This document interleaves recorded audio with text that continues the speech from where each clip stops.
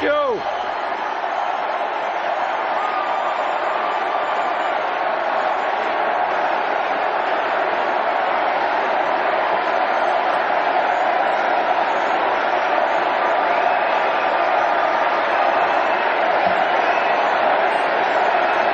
Thank you.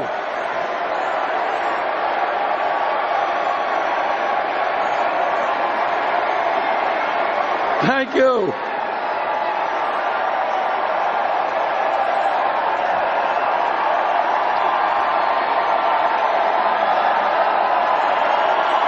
Thank you.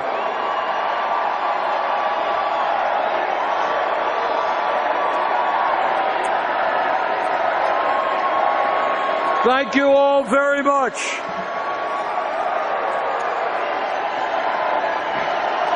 Thank you.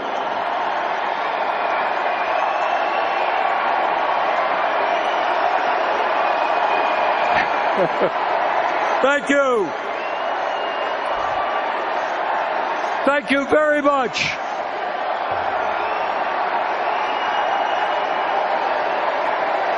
Thank you. Thank you. It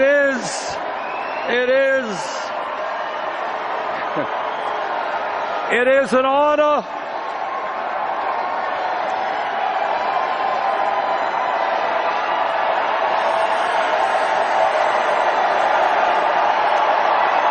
Thank you.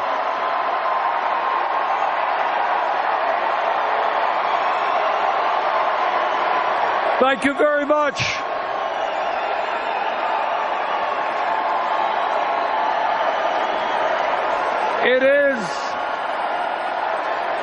It is an honor to be here tonight.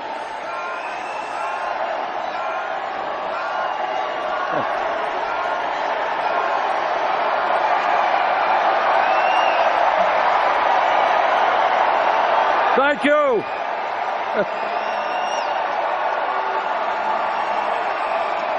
Thank you very much.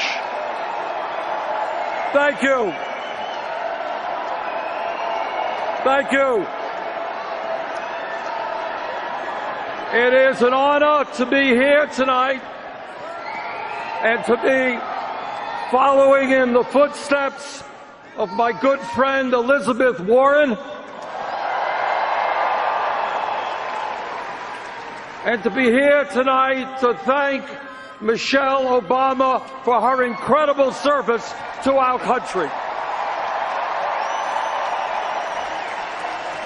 She has made all of us proud. Let me begin by thanking the hundreds of thousands of Americans who actively participated in our campaign as volunteers. Thank you.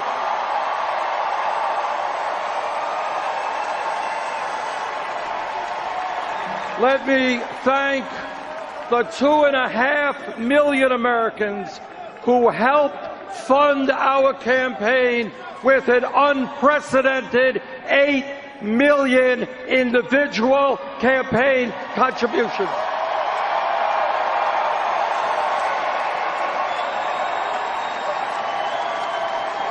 Anyone know what that average contribution was? Right, $27. And let me thank the 13 million Americans who voted for the political revolution.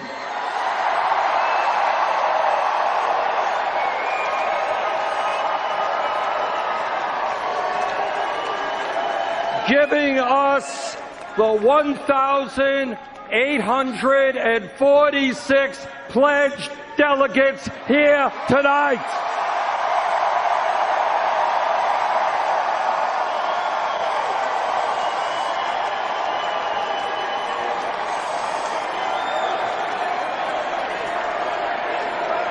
And delegates, thank you for being here, and thank you for all the work you have done.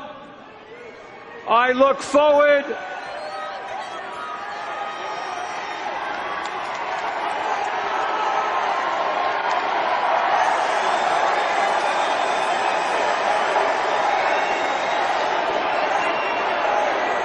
I look forward to your votes during the roll call tomorrow night.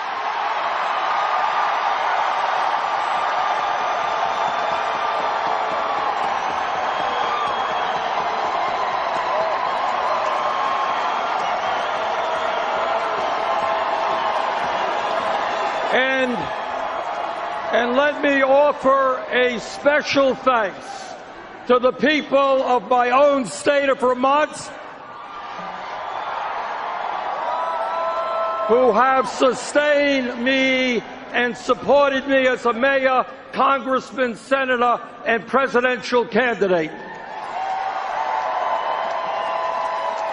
And to my family, my wife Jane, our 4 kids, and 7 grandchildren, thank you very much. To believe in, we need a leader who can see it through. I did not email any classified material to anyone. There is no classified material. 110 emails in 52 email chains have been determined by the owning agency to contain classified information at the time they were sent or received. I provided all my emails that could possibly be work-related. Several thousand work-related emails that were not among the group of 30,000 emails returned by Secretary Clinton. I thought using one device would be simpler. She also used numerous mobile devices to send and to read email. There were no security breaches. It is possible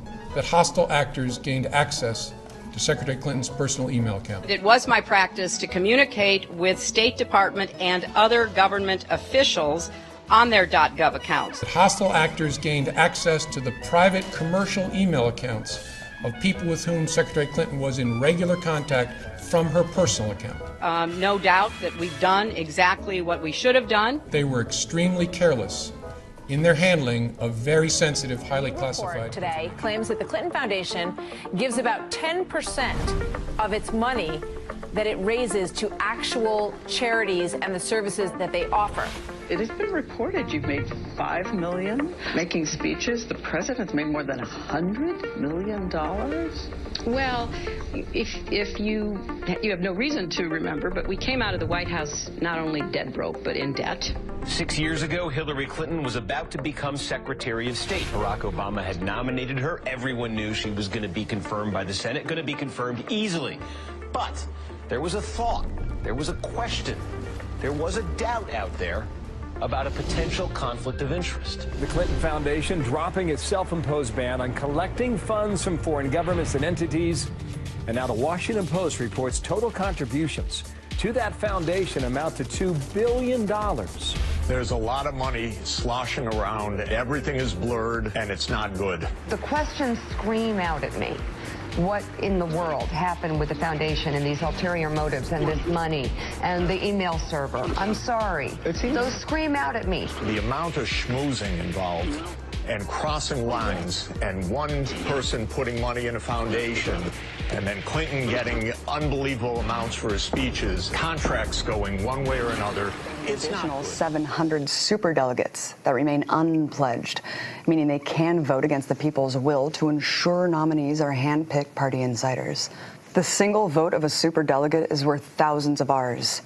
Many of these people are current and former members of Congress, but dozens more are literally corporate lobbyists, working on behalf of every industry from healthcare to private prisons.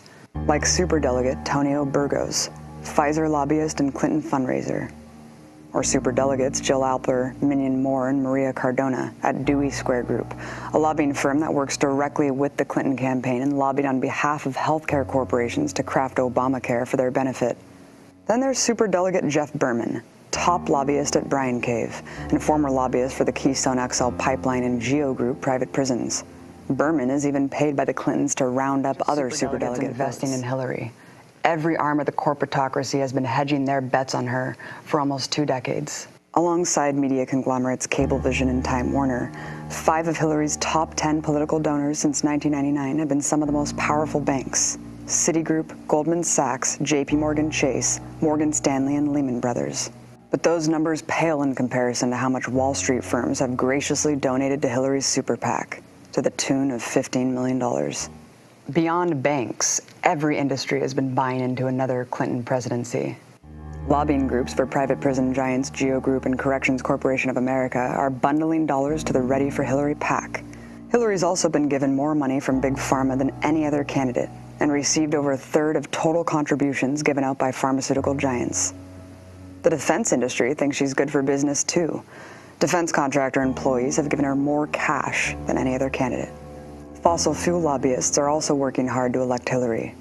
Her 2016 campaign received more than $4.5 million from lobbyists, bundlers, and donors connected to the world's biggest polluters. Their investment will pay off tenfold. Hillary has been at the forefront of promoting fracking, a dangerous and destructive method of natural gas extraction. And she's much more than just a supporter of fracking. She personally created a bureau at the State Department focused on spreading it around the world, with one of her major sponsors, Chevron. The Clintons sell their friendship through other avenues, such as huge honorariums for speaking fees. Much like George W. Bush's motivational speaking tour, Bill and Hillary are quick to exploit themselves for corporate loot. But they don't come cheap. Averaging $211,000 a pop, Bill and Hillary made more than $153 million in paid speeches to elite think tanks and closed-door boardrooms since 2001. In 2013, the year after leaving the State Department, Hillary made $3 million giving just 12 speeches to Wall Street banks and financial institutions. This calculates to her earning $5,000 per minute. Seems like good, honest work to me. Demands to release the speech transcripts have been laughed off by Hillary. But we don't really need to see the transcripts because we already know what's in them. Her praising banks and committing to their giant known as Corning gave hundreds of thousands to the Clintons through their foundation and speaking fees. In return, Hillary introduced Senate legislation to allot hundreds of millions in federal aid to purchase Corning products. Notorious criminal enterprises Freddie Mac and Fannie Mae were also Clinton Foundation sponsors who won big by investing in Senator Clinton. She played a key role in blocking measures to regulate them, helping them reap super profits before facilitating the crash of the economy. The deal was good for business while Hillary was in the Senate, but the plan was always something bigger. After checking the box of having experience and having built a robust financial backing and political network, Hillary announced her bid for president in 2006, shortly after her Senate return. Her corruption is exemplified by the fact that 181 donors to the Clinton Foundation simultaneously lobbied the State Department while she was in charge. She used her position to divvy out repayment favors in a variety of ways. She funneled money from the State Department to Clinton friends and sponsors, like securing tens of millions in government grants for her dear friend and owner of for-profit education firm Lorette Education, Inc. She also used her new title to help negotiate business deals between her donor friends and other heads of state. For example, she brought billionaire mining magnate Frank Giostra to meet the President of Colombia, scoring him access to pristine forests and coastline to be mined and drilled by his company. She did the same in Kazakhstan and beyond. Hillary convinced other countries to give up permits to be pillaged. In one incident, she convinced the Haitian government to issue a rare mining permit. The contract went out to a mining company that not only shells out millions to the Clinton Foundation, but her brother sits on its board of directors. She also flew around the world on the taxpayer's dime to act as a saleswoman for American corporations. For her sponsor Boeing, she made a personal pitch to the Russian government to purchase their jets. The result was a $3.7 billion contract for Boeing. The Clintons got a kickback of $900K as a giant thank you from the war profiteer. But none of these deals compare to her role as an international arms dealer. Her State Department approved a whopping $165 billion worth of commercial arms sales to 20 nations that are also Clinton Foundation sponsors, doubling U.S. arms sales to those countries under George W. Bush. These lucrative deals are undeniably rewards for paying off the Clintons. The amount of the reward directly corresponded to the amount of their donation. Her top donor, Saudi Arabia, scored the biggest. In 2008, Senator Clinton made the chilling and completely repulsive admission that if president, she would not rule out using nuclear weapons on Afghanistan and Pakistan. After her promotion to Secretary of State, she boldly planted a flag in the Obama administration to establish the Hillary Doctrine. According to The Nation, 24 current and former administration officials, foreign diplomats, friends, and outside analysts described Mrs. Clinton as almost always the advocate of the most aggressive actions considered by Mr. Obama's national security team. Of course, she joined Obama in creating and leading terrible affronts to human life and rights, like the murderous drone campaign in Pakistan, Yemen, and Somalia. The program's mass civilian casualties, she says, she takes with a grain of salt. However, on other issues, she took the lead, showing how she would steer the empire's ship as she aimed for the presidency.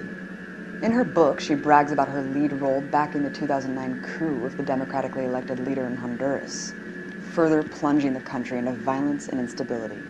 Also that year, when it was long clear that the Afghanistan war was an endless, unwinnable crisis, she lobbied to send far more troops in Obama's blood-soaked troop surge. When it was time to keep the promise of bringing those troops home, then Secretary of Defense Robert Gates says that Hillary argued forcefully against withdrawing the surge troops. She continues to advocate a never-ending U.S. occupation there. The same thing happened when it came to Iraq. Hillary led a minority that tried to convince Obama to leave thousands more American combat troops there, permanently. Today, she's to the right of Obama on Iraq yet again, advocating for even more U.S. troops and more combat. Then came what has been dubbed Hillary's War, a move Obama recently admitted was his biggest mistake. Oil-rich Libya is where Clinton sought to showcase her military doctrine. Masked and sinister right to protect jargon, Hillary is well known as the primary advocate for U.S.-led attack to overthrow the Libyan state, to feed on its resources and hijack the Arab Spring. As we came, we saw, he died. She laughed about an African leader being lynched on television, his country tossed into an era of unimaginable pain. Right afterward, what everyone predicted happened. Strife from a shattered state, decimated infrastructure, and U.S. armed rebel fighters has turned Libya into a new bastion for ISIS. The scandal of Benghazi isn't that Hillary allowed Americans to die, but that those Americans were there funneling weapons to extremists in a country she had just helped destroy. And what did Hillary take away from the incident? That there should have been more American troops. We have learned the hard way, when America is absent, especially from unstable places, there are consequences. Yeah, I don't think it was because America was absent, but because they had just carpet-bombed the country and injected its entire government. And on Syria, she's led the push for war from the beginning. She personally joined the shame general David Petraeus in creating the CIA-led Friends of Syria insurgency. She was among the first and most forceful in pushing for a no-fly zone to overthrow the Syrian state. Even as recently as 2015, she had a high-profile break with Obama over the issue, and even in recent debates had to continue to advocate for it. A no-fly zone means war. It means U.S. bombing of all Syrian anti-aircraft defense systems, and much more. It would undoubtedly trigger a broader regional conflict involving nuclear powers. When it comes to Israel, she has rebuked Obama on the most mild criticisms of Israeli war crimes, and vows to give the occupation more aid than any other candidate. But the biggest apparent danger of a regime under the Hillary doctrine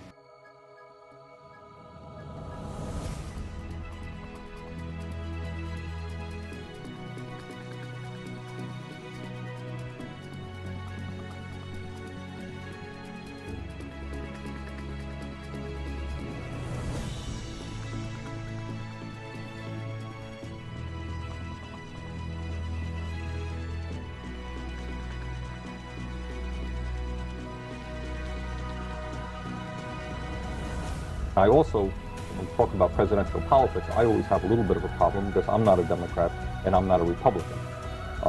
In Burlington, Vermont, we have, I think, the only three-party system in the United States of America. My dream would be that we would have a strong third-party movement in the United States composed of working people and minorities and women's groups and all of the people who are presently disenfranchised. Well, that doesn't Jill Stein is moving closer to securing the Green Party nomination. On Tuesday, Stein won the Green Party's primary in California. She has so far won 20 of the 21 contests ahead of the party's national convention in August in Houston. Jill Stein first announced her candidacy on Democracy Now! Last June. She also ran for president on the Green Party ticket in 2012.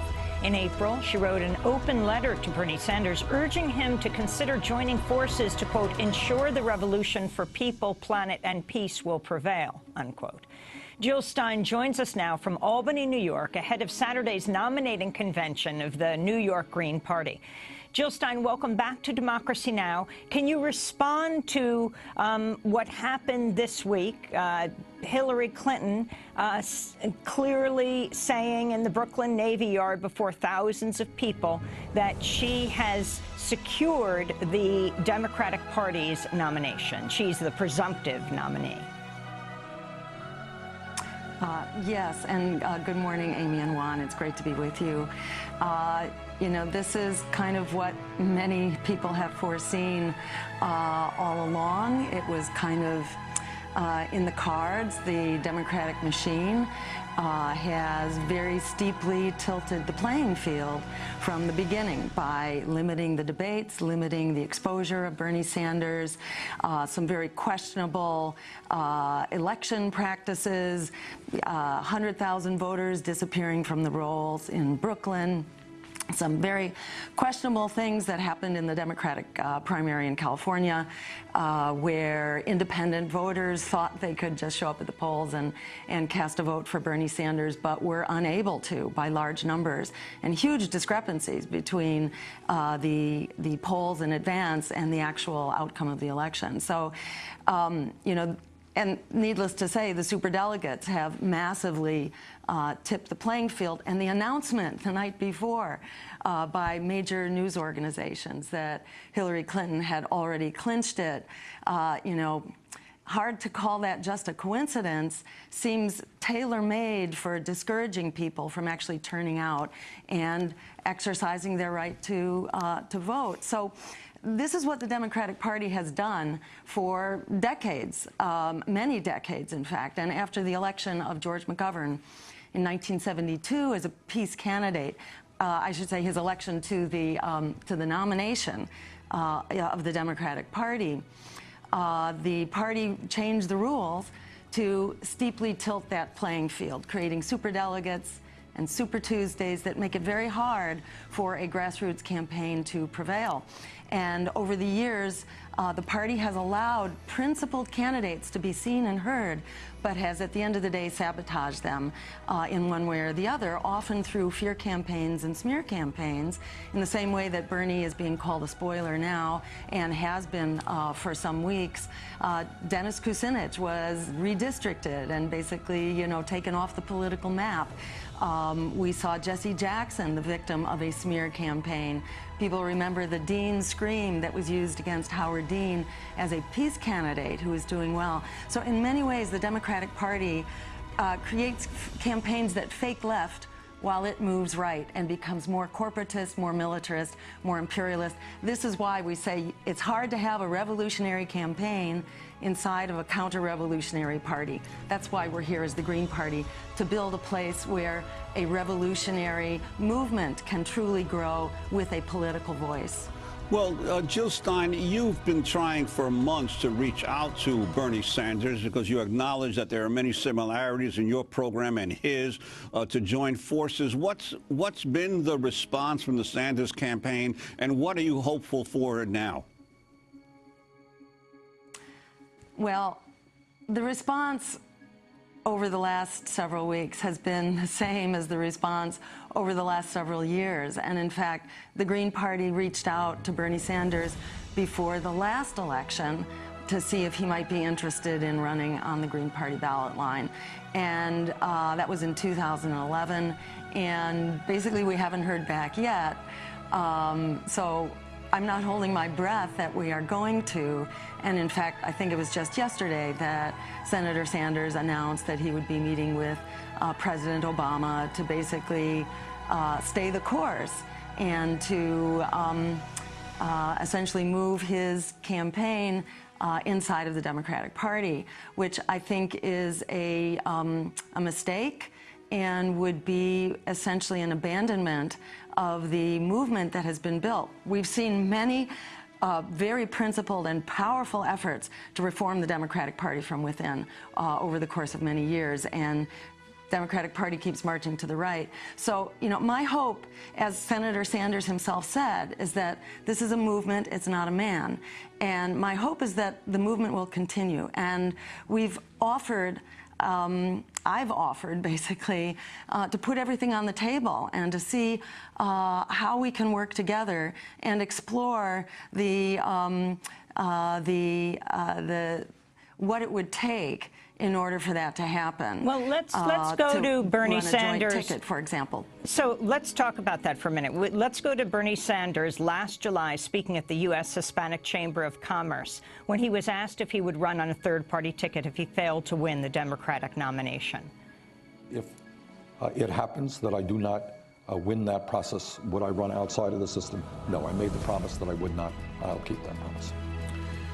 And let me add to that, and the reason for that is I do not want to be responsible for electing some right-wing Republican to be president of the United States of America. So that is Bernie Sanders last July. You talked about the possibility of a joint ticket. Are you saying that you would, I mean, you are not the presidential nominee of the Green Party yet. You're running in different state primaries and conventions.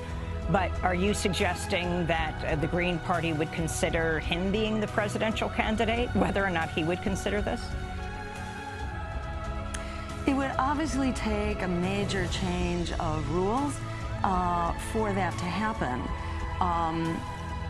But what I'm saying is that if Senator Sanders made the case that now he understood, after the very disturbing experiences of the last many months and the way that he's been mistreated and beaten up by the party, perhaps he has a different view of the potential to create revolution inside of a counter-revolutionary party. Maybe he has come to see the necessity for independent third parties to actually move this movement forward.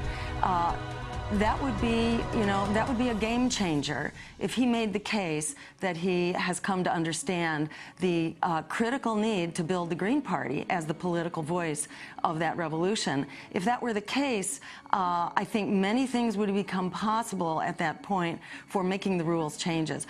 I can't change those rules, but I can have those discussions with him and lay the groundwork for it. It would probably have to be taken to the Green Party convention. But in terms of my own view, I'm a physician, not a politician.